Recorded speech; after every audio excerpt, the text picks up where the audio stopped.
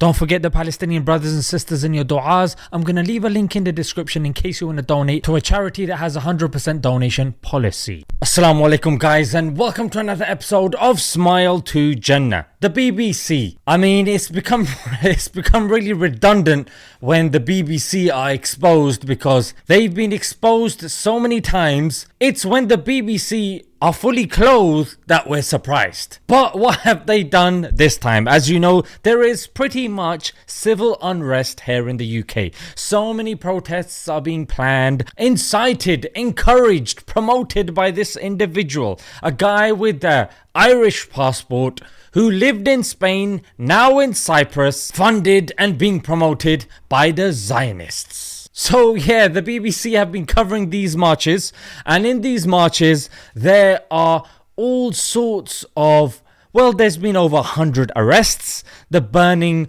of the Citizen Advice Bureau of cars, the damaging of shops, the attacking of brown and black folk just trying to simply get home, not even those that are trying to counter these riots. But what's interesting is that the definition of the T word is unlawful use of violence. With these far right guys, tick, especially against civilians. Again, tick.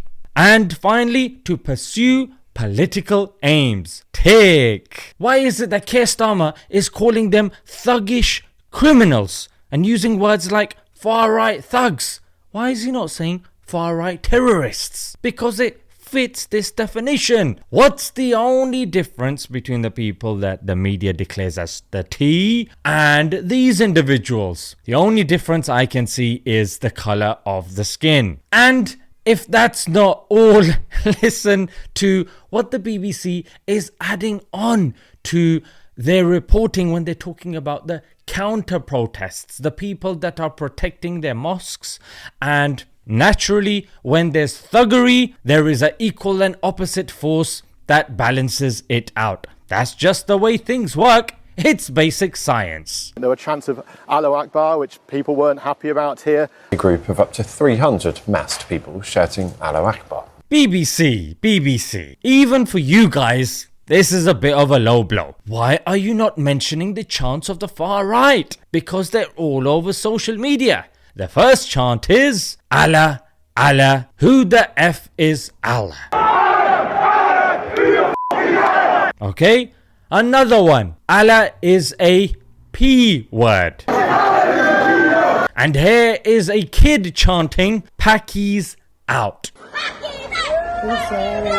Really embarrassing that you bring your child and let them say something like that. So if you're talking about chanting going on one side, why are you not talking about the chanting on the other side? Is there a bit of bias reporting going on here? But that's not it, because they're not mentioning the fact that alongside these chants, these are coming on the back of mosques being attacked. Yes, with stones, bricks, fireworks, the walls being destroyed like we saw in Southport. The community the following day were helping to rebuild the wall. Then we saw further trying of the far right attacking the Liverpool, or attempting to attack the Liverpool mosque, and in Sutherland also, not to mention an Islamic stall in which Qur'ans are given away for free. Here's a screenshot just so YouTube doesn't age restrict the video. And I'm sure that they understand, without giving the context, what they're doing is not only reckless, but it's fanning the flames of discord. Because let's face it, most non-Muslims don't know what it implies. They just know it as a war cry. They know it as somebody inciting violence, because that's all that the media really mentions. And just like Pavlov and his dog's experiment, word association. Whenever they hear that word, they think it's associated with violence and they get excited and carried away. So I think this is very negligent of the BBC, and they should be held to account for this, because they've been dropping the ball a lot.